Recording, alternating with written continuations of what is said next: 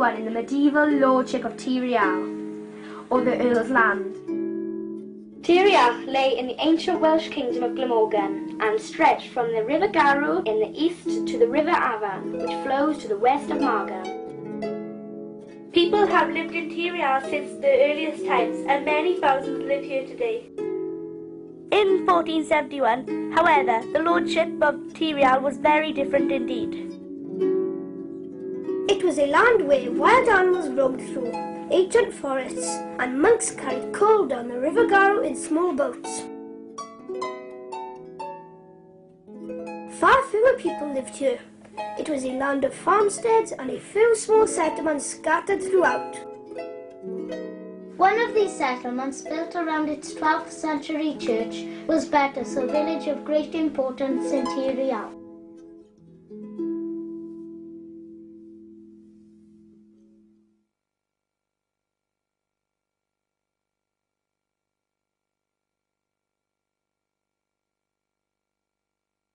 After William the Conqueror invaded Britain in 1066, much of Britain had come under the direct rule of Norman kings and was subjected to Norman laws and customs. The people of Tir Iarll, however, had kept alive the old Welsh ways, or Maes y Defod as they were known.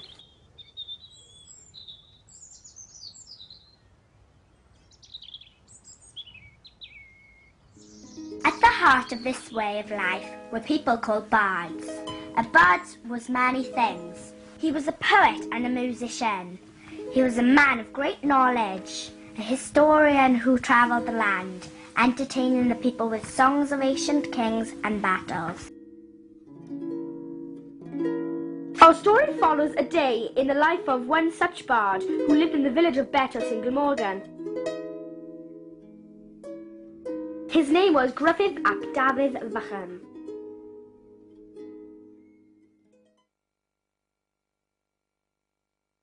Today is a very important day for Gruffydd.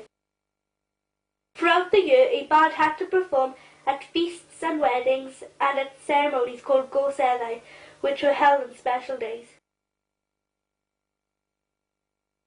On this day, every year, a gorseddau is held in Tir Iarll. This year, the gorseddau is being held on the green spot of Betws.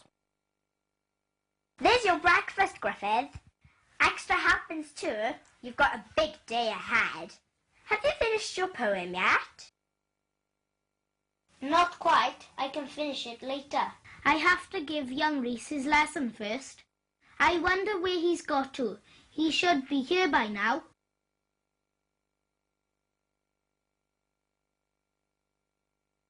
Reese! Reese! What now, ma'am? I'm late. Come here! Now remember to be back by midday. I want you to help me carry this food to the common. There'll be a lot of hungry bards there this afternoon. Okay, ma'am.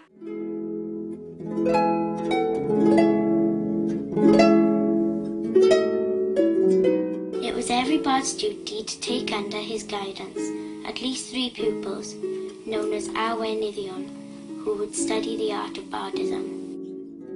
By taking young Rees as his pupil, Gruffydd was carrying on traditions of the ancient British bards.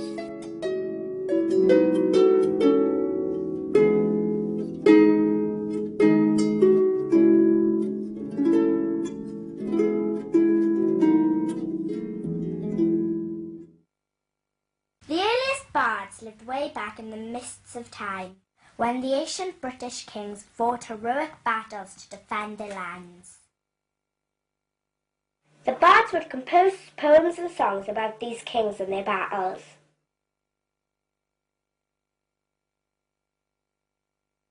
As they had no right writing at the time, these stories of old were memorised and passed from bard to bard through the centuries.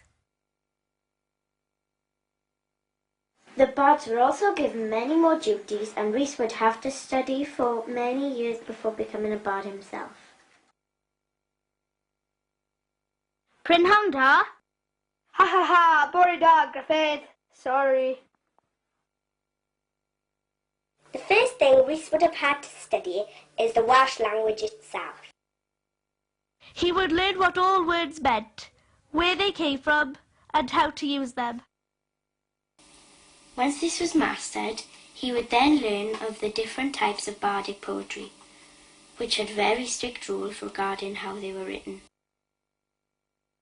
He would then learn the names of all the ancient Welsh kings and learn to retell their stories in great detail, many of which he would also have to write out perfectly for the future bards to learn. Rhys has many years of studying ahead of him, but when he finally becomes a bard, he will be one of the most important people in Tir Iarll. That'll be enough for today. Now, Rhys, you had better go help your poor mother. The bards of Glamorgan will start arriving soon. And you need to finish your poem for tonight. Out on Betws Common, the village folk are busy preparing for the afternoon's event. There is much to do, as people will travel to Betws from all over Tir Iarll and beyond.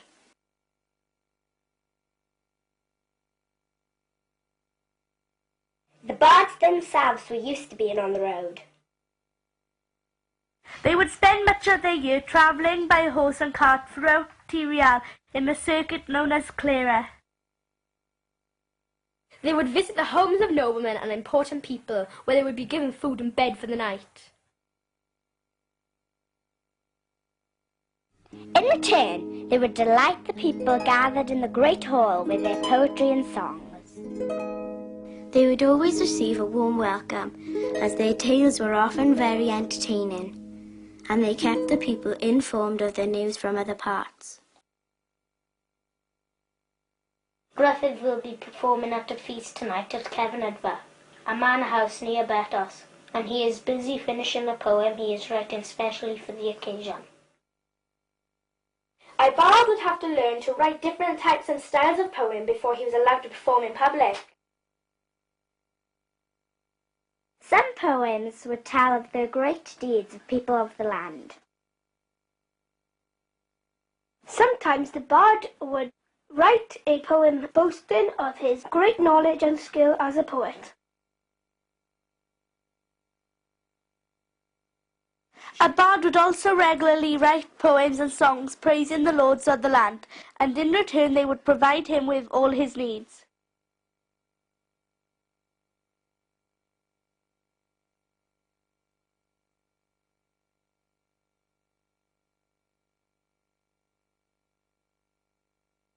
In some poems, the bard would praise and give compliments to a lord before asking him for something that he needed. This type of poem is called a request poem, and it is a request poem that Gruffydd is writing. In a request poem, a bard would often ask for things like a new harp or a bow to hunt with.